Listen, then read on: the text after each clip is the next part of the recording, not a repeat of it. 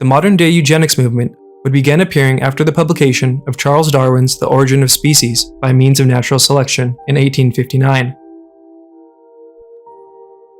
Drawing from his observations of plant and animal life during his voyages to South America, Australia, and the Galapagos Islands, this seminal work would introduce evolutionary biology and natural selection to the world. And Darwin's theories rattled the scientific and religious communities. In the late 1800s, Darwin's cousin, Francis Galton, wanted to take Darwin's theories of natural selection and evolution and apply them to humans by choice in what would become to be known as eugenics. Eugenics was described at the time by its proponents as humanity taking control of its own evolutionary future through selective breeding to reduce populations that were deemed unfit. As the 20th century would come around, the American eugenics movement would take root and receive the financial backing of the Rockefeller Foundation and the Carnegie Institution. The American eugenics movement soon began growing exponentially. Charles Davenport, Harry Laughlin, Madison Grant, and Henry Osborn were some of the most prominent advocates of eugenics. And they were also distinguished fellows of both the American Association for the Advancement of Science and the National Academy of Sciences. And in 1928, Henry Osborn was elected to president of the AAAS. Many eugenicists sat on the AAAS Journal on Science's board, and they began publishing eugenics articles and prominently promoting eugenics conferences.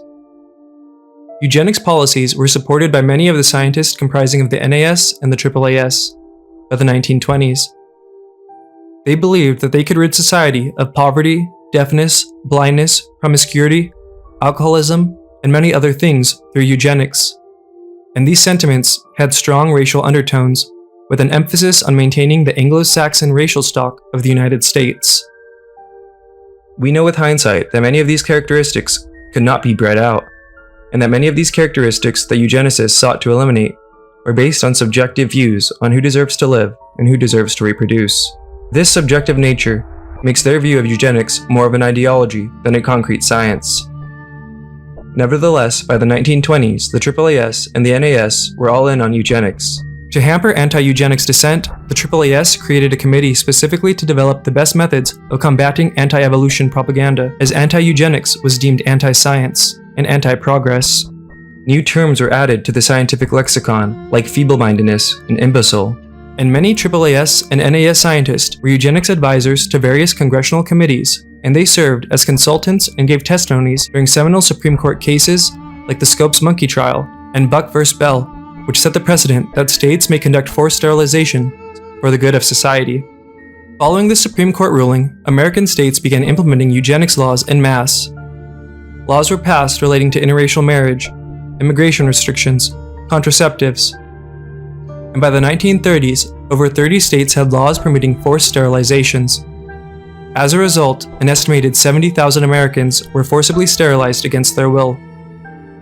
These were mostly institutionalized and incarcerated minority women, and California was the state that performed the most forced sterilizations. The AAAS and the NAS played a large role in the promotion and acceptance of eugenics and forced sterilization in America. So she'll understand.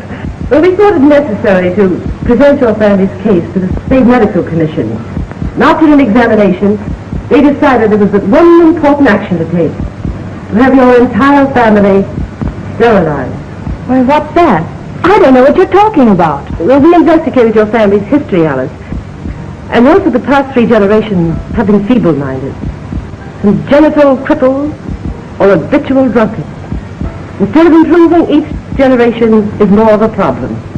Now, in this state, we have a law which provides for such people to have an operation so there won't be any more children. I see. Now, we've placed your brothers in institutions where they'll be properly cared for.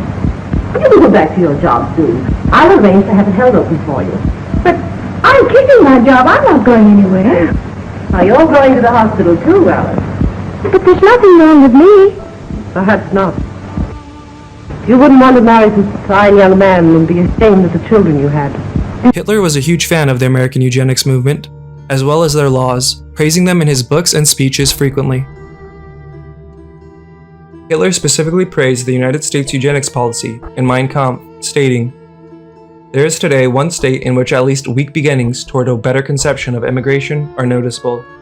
Of course, it is not our model German Republic, but the United States. And the Nazis would model their own eugenics laws on those found in the United States, before ultimately taking them to conclusions no one could imagine.